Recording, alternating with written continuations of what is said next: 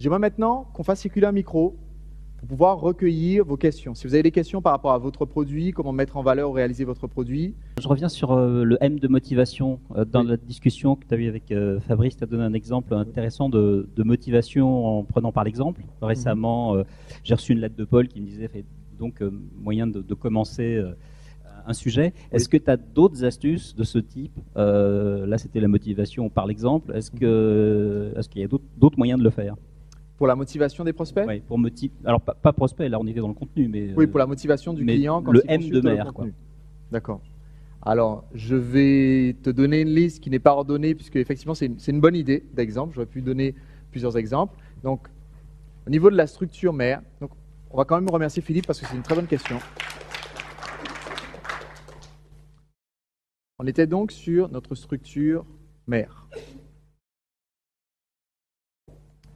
Et on était sur M, qui est la motivation, comment motiver les gens à avancer et à suivre l'ensemble du cours, du contenu qu'on a à proposer.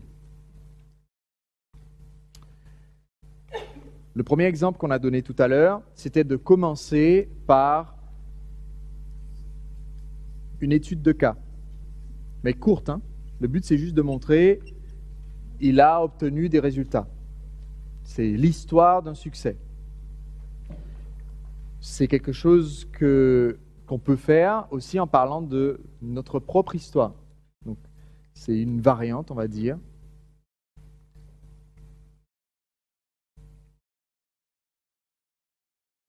Mon histoire, elle est courte et elle part de où j'en étais, tout comme vous qui ouvrez ce livre, tout comme vous qui démarrez ce cours en ligne, et où j'en suis maintenant, qui est une inspiration sur ce que vous pouvez réaliser.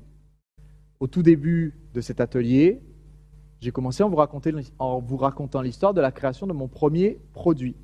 Je vous ai dit au début, aujourd'hui, j'ai plus d'une centaine de produits différents, sous de très nombreux formats, mais est-ce que vous souhaitez que je vous raconte ce qui s'est passé quand j'ai créé mon premier produit? Et dans cette histoire, on voit que je suis parti de aucun produit à un produit qui a fait une vente, puis tirer les leçons pour créer d'autres produits. Donc c'est une façon de dire, premièrement, voilà où j'en suis maintenant avec cette méthode. Deuxièmement, c'est possible d'y arriver, même si au départ, on est un peu handicapé par les circonstances. J'ai pas de produit, j'ai pas de partenariat, et on veut me facturer 25 000 € pour faire mon premier produit. Donc ça, c'est une façon de le faire. La deuxième façon de le faire, ça serait de commencer tout simplement en commençant par une douleur. C'est un des formats les plus faciles.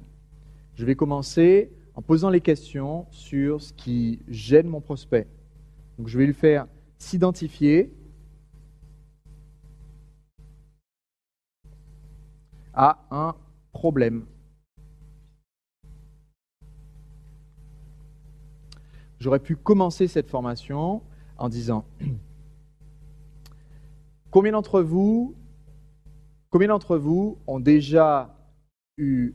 Pardon, je réfléchis aux différents problèmes que je peux identifier en disant 3-4 questions et je vais dire combien d'entre vous ont quelquefois l'angoisse de la page blanche quand ils rédigent un message par rapport face à leurs clients? Combien d'entre vous ont du mal quand il s'agit de créer un produit qui sera perçu par les clients comme étant un produit de haute valeur ajoutée? Combien d'entre vous aimeraient, et ensuite je vais proposer la solution, je veux dire combien d'entre vous aimeraient avoir un produit qui se vend tout seul, aimeraient avoir un produit qui se vend comme des petits pains? Eh bien, je vais vous aider à faire le pont. Dans créer le roi de votre marché, dans devenir le roi de votre marché, c'est la méthode qu'on utilise pour vendre un séminaire. On dit où est le problème, où est-ce que vous voulez faire, voici le pont qui permet de faire le fossé, et du coup on est motivé pour apprendre à franchir le fossé. Donc je commence par identifier le problème. Ensuite, comme autre type d'exemple de comment je démarre, moi j'utilise très souvent les deux là. Alors, la question c'est, est-ce qu'on peut aider mon prospect à visualiser ce qui peut se passer? Je peux effectivement faire ça. Je lui fais se projeter dans un avenir idéal. Soit je le fais avant d'identifier le problème, soit je le fais tout court et je ne parle pas du problème du tout. Okay? Donc je peux juste décrire le rêve. C'est une bonne idée.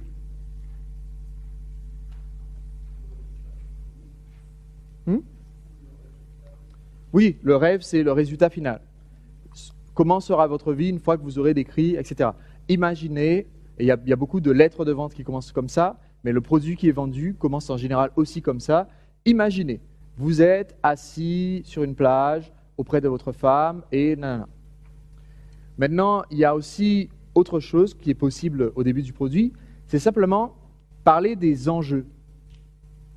Expliquer ce qui est en jeu quand, alors ici c'est créer votre produit, mais quand je parle à un manager, parce qu'on a eu l'exemple du management, je pourrais mettre en valeur que ce qui est en jeu, c'est non seulement la réussite de l'équipe, c'est la motivation de l'équipe, c'est mon propre avancement.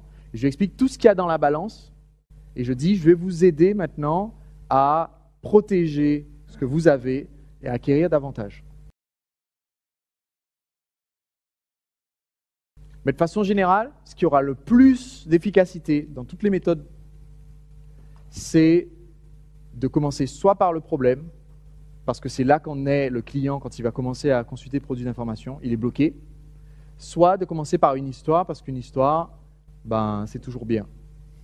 Les gens aiment bien écouter une histoire. De façon générale, une histoire, ça permet de se mettre dans une situation où on est à l'aise pour apprendre par la suite.